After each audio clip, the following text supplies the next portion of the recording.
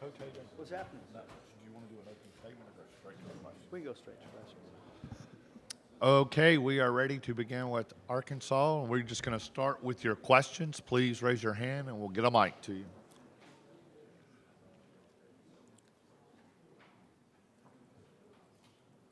Right here in the middle. James Fletcher from On3. You've been kind of a pioneer in the transfer portal, and with so many mid-major stars coming to the high major level and having to translate that into being the top scorer on their new team, what are some of the traits that you look for in those guys where you know they're going to be able to make that jump and contribute in the way you need? I mean, I think the one thing with the transfers is there's a body of work against other Division I players. There's a statistical analysis, so to speak, that goes into it. There's the eye test that goes into it, and then certainly there's communication, with getting feedback from people that have played against that particular player, or maybe the program that they're leaving. So I think there's a lot that goes into it. Obviously any transfer has more experience than an incoming freshman, so that can change the maturity level, the ability to pick up schemes, both offensively, defensively. So I guess that's kind of an all-encompassing of a transfer recruiting in a minute.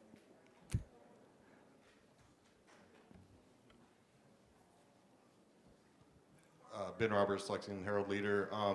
You've obviously had a lot of experience with the transfers. You had a lot of really good high school freshman recruits last season. Is there, I guess, what's the difference? Is one way better than the other, or is one way easier than the other from your standpoint? I don't think so, because I think, Ben, that every team is different. You know what I mean? The nucleus of the team. Last year 6 freshmen is, I probably, it's a little much for me for sure. But to have 3 players be one and dones and 3 draft picks, that does a great deal of positive stuff in the recruiting world for sure. You always want your players to reach their dreams as quick as possible, and to have 3 guys basically be with us for 8 months is really cool to see. But certainly from a continuity standpoint, I don't know if there's much continuity in college basketball, let alone college football, with a player either transferring or being a one and done. So I don't think there's a right way or a wrong way. I thought our freshmen last year developed, and we go from 10th in the SEC to growing with each game, and then it's a team that upsets Kansas and plays in a Sweet 16, and it was because that group got better. And I think that there is a lot of upside for freshmen to grow over the course of a 30-game college season, and it's cool for a coaching staff to be a part of a player's growth and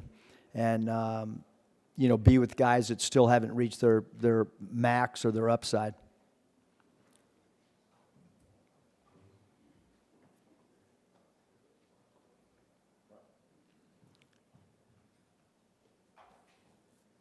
Eric, Bob Holtz, Arkansas Democrat Gazette. Really? You're supposed to identify yourself.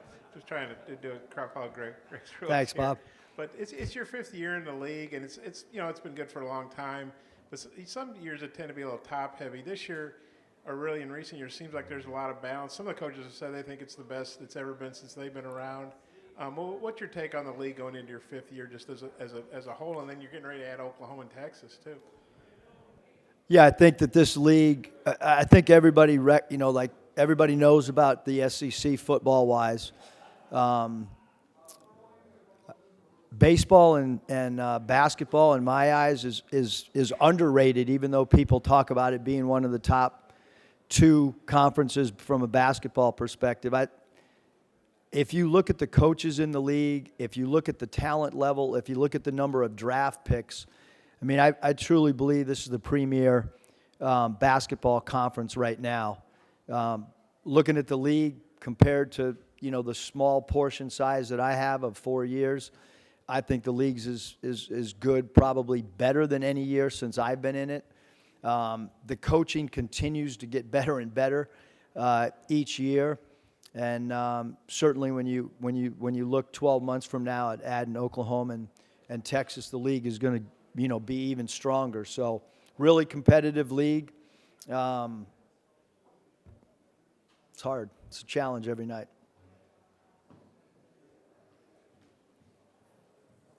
Coach, we saw him really starting to establish himself before he got injured early last year. But talk about how much better Trevon Brazile can be. And I know he would have been a huge factor for you if he had been healthy all year a year ago.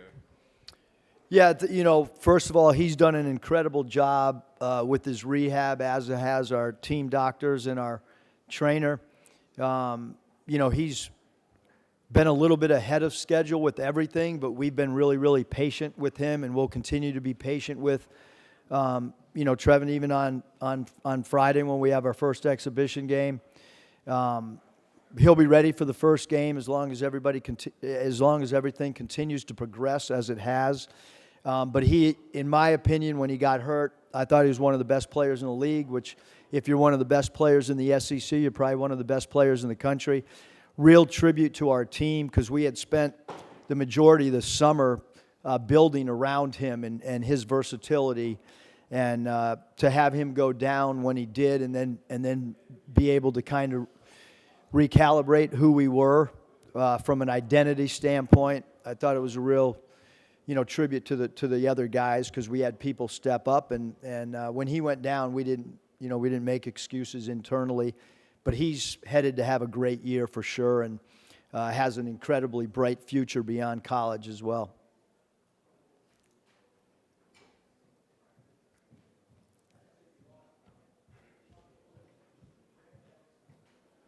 Hey, Eric, Jared Redding, Inside the Rebels on 24/7 Sports. Obviously, Chris Beard was here this morning, and he briefly shared just y'all's history of facing each other when you were at Nevada, and he was at Texas Tech. We didn't get a very good whistle at Tech.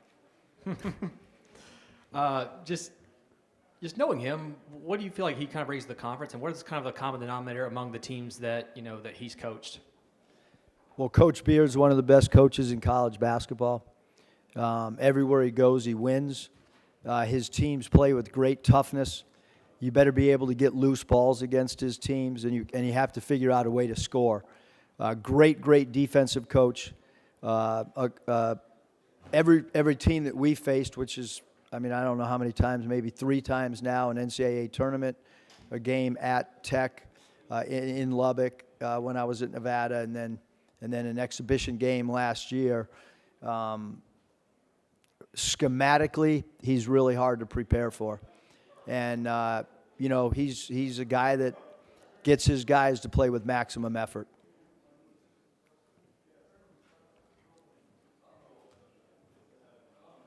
Hey, Eric, Jordan Hill at Dogs 24/7. I want to ask you about R.J. Melendez, who's at Georgia now. You guys faced him when he was at Illinois, number 15.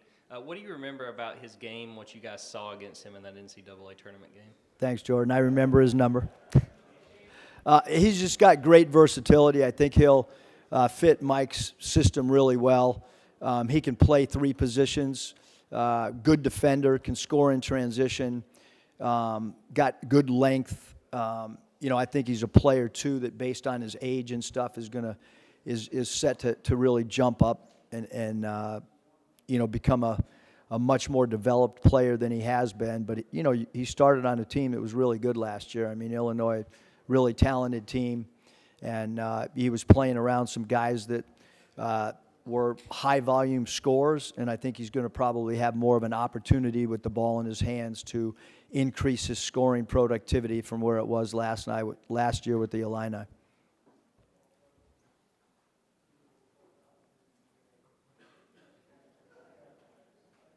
Any more questions?